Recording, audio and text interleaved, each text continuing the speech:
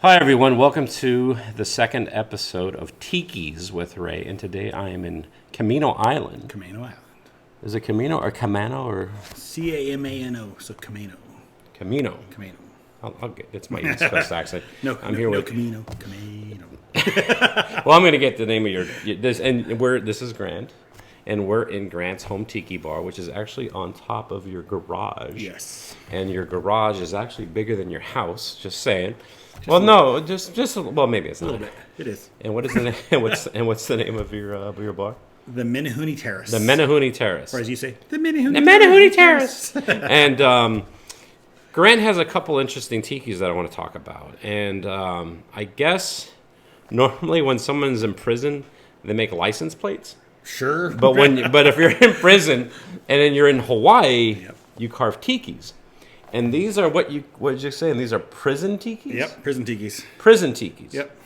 So, what's the story with these? Where did you get these? Or how did you get them? Or how did you even know that they were prison tikis? So, I found them on Craigslist. Really? Yeah. Here. In North Seattle. Was it an ex-con? No, it was a furniture store that does estate sales or whatever. Yeah. Had a bunch of mid-century stuff and things like that, and they had these things for sale on Craigslist, and I was like, "What?" And I emailed them right away, and they're like, "I'm like, can I get a deal if I buy them both right now?" And they're like, "No, we have people from California and a couple museums and collectors from California that really want them. So if you want them, you have to pay for them right now." So I promptly called the person, and said, "I'll take both of them. It'll be down in a couple hours to pick them up." Yeah. And they said that they came from an estate. The original owner had been in Hawaii and had purchased them from a store that sold carvings from the Hawaiian prisoners. And this is back in the late 50s, early 60s.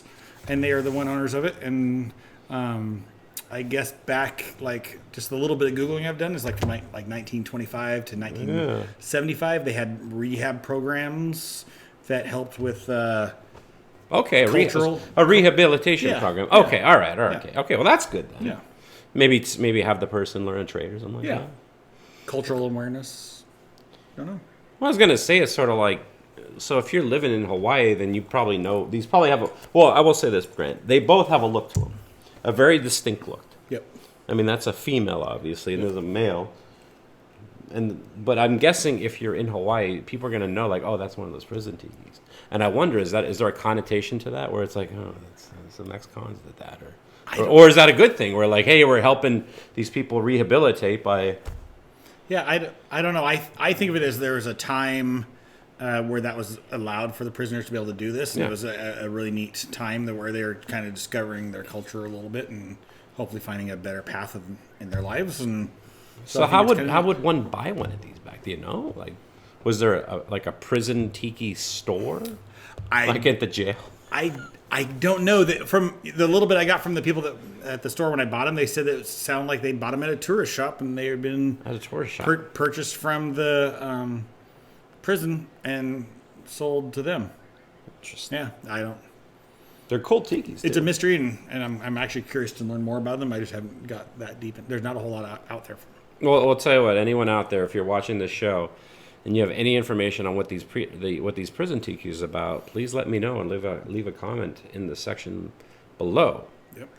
But you have a couple other tikis I want to talk about. Sure. And it's a local carver.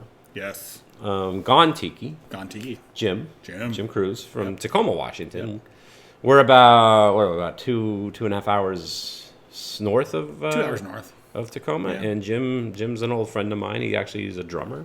Yep. And plays in a surf band, but he also carves tikis, and he carves amazing tikis. Some amazing tikis. So let's go take a look at some of these. Let's do that. All right. So this is a Jim Cruz. It is. Gone Tiki. Yep. And oh my God. I've seen this mug before here we're kind of over in Grant's, one of the corners of your tiki bar. Yep. But kind of like somewhere where not a lot of action happens because there's like a pool table right here and stuff like that. But as I'm sitting, looking at this up close, oh my God, the detail's insane. Yep. So when did you get this, or how'd you reach out to him? Or I was at the Devil's Reef down there in Tacoma and saw the 2 carvings there. Yeah. That Jim did, and I was like, oh my god, these are amazing. So I kind of asked around and found out about Jim and Gone Tiki. Found Gone Tiki on Facebook, started following him, and kind of lurking here and there. And then he carved one of these on a smaller scale for somebody else, and called it King Hemi Hemi. And I'm a Dodge guy, and I have a Hemi motor in my Dodge. Yeah. And so I was like, I have to have one also. And I look at the coils. It's a V8. So I'm like, I need a big one of these, Jim. And he's like, fine. And Jim had punched out some other pieces late, but right before that, and I was just like, that sting, that finish, that's all amazing. I just want it to be 4 feet tall, and I want a bigger Tiki. And a couple months later, he's like, come get your Tiki. So this thing's great. And it used to be the greeter at the top of the stairs when you come in. Yeah. But it only got a flash of greet on the way in, because once you turn into the Tiki room, there's so much other stuff going on here, you kind of lose it. Yeah. So I've put him back here in the back corner on the far side of the Tiki room, where people, when they're looking around the Tiki room, all of a sudden they'll see him hiding in the corner, and I actually think he gets a little bit more attention back here. It's beautiful. Yeah. It's completely beautiful. And you have another Tiki. I have 2 more from Jim here. You have 2 more. Yep. Well, let's go look at the next one. Excellent. Well, this is more of almost like a Tiki totem pole. Yes. As opposed to just the Tiki. Yep. It's What is this? So, doing a little research on this from Jim and Bob Anderson, they found the original bamboo, or not bamboo, but palm tree carving of this in leaning against a building in Tacoma at some warehouse, fenced off warehouse that they couldn't get to, and they tried to make contacts with the owners. Yeah. Could never get a hold of that one. So via of a picture from that one abandoned totem they found, they were able to research it and found that this totem that totem that they found was probably an original totem from the Seattle Trader Vic's. And Jim recarved that totem just off of some reclaimed wood from a construction site. And Bob sent me a picture of a old Seattle Trader Vic's blog or whatever, or newspaper article that shows this totem in, like, when you came into Seattle Trader Vic's, there was one of these right next to the front door. Was it really? Yeah. I'll tell you what, I love it. And the cool thing too is, like, being there in the Pacific Northwest, we have a Native American population, and there's a lot of totem poles around the area. A lot of beautiful totem poles. Yep. And it's kind of cool that they made like a Tiki totem pole. That's a great idea. Yeah. And but Jim did this though. Jim did this. So this is kind of what you're saying is this is like a recreation. Yep. Of. Oh my God. Yeah. Just totally took the whole thing, recreated it, and him and Bob tried like crazy to get the original, but there's pictures like the Trader Vic's had lots of totem poles in there back in the day. This thing's almost bigger than me. Yep. I love it. Yeah. I was really intrigued by this when we first started making it. I watched all the whole, on his Facebook page, he kept showing all the carvings and how it was coming along, and I was like, I have to have that. Here it is. It looks beautiful. Yeah, and it's perfect here. It's neat because it blends in right here, and this is one of those just parts of the room that not everybody notices it, and then all of a sudden... Oh, I noticed it immediately. Yeah, but some people have been here for like 2 years, and then all of a sudden they turn around and they go, is that new? And I'm like, no, it's been here all the but time. that's the thing. And that is the reason why I'm doing this show. It's like, I want to focus a series on the tikis themselves. Yeah. Because these are beautiful. Hand carved. And so many, it seems like the tiki mugs get all the credit and they get all the attention, and that's great. I mean, they deserve it, but look at these tikis. I mean, come on. This is a piece of work, a piece of art that's in your tiki bar. I've got a few. I want to get more, just kind of, but I figure like a tiki room has to have at least a couple. At least a couple. At least a couple. So you said you have one more. I have a tiki surround for my door That's downstairs that Jim did. So as soon as you pull up in the driveway, you see the tiki carving surround for the door. Let's go check it out. Let's go. Well, in some ways, we're kind of at the beginning. Yep.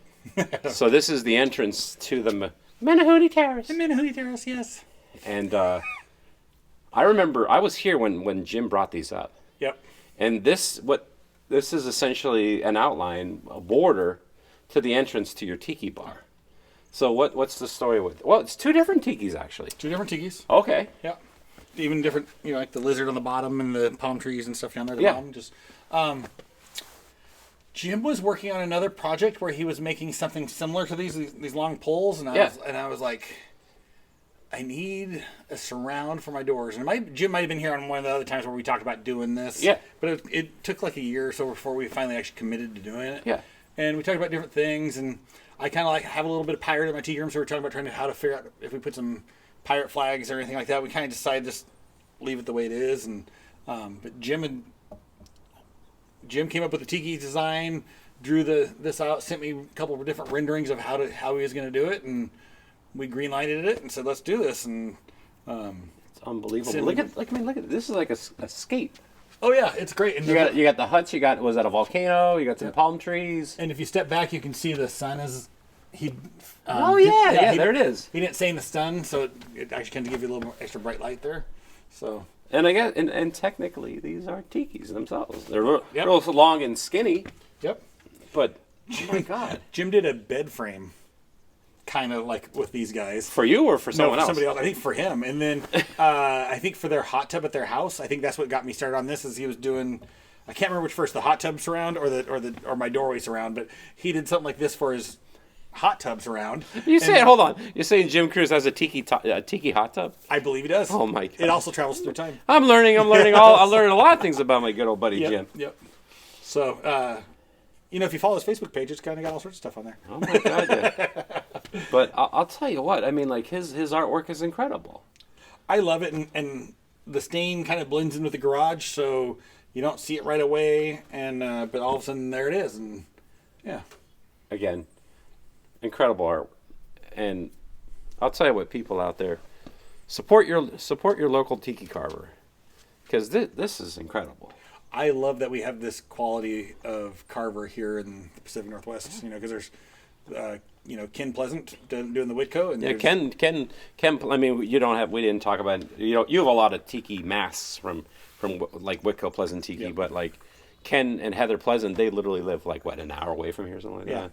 And then Whitco itself was actually from here, 45 minutes north of here. Just there, that's their home base. Yeah. So, yeah, support your local tiki artist. Yeah. Grant, thank you so much for showing me your tiki collection. Yeah, happy to share. All right, let's go drink.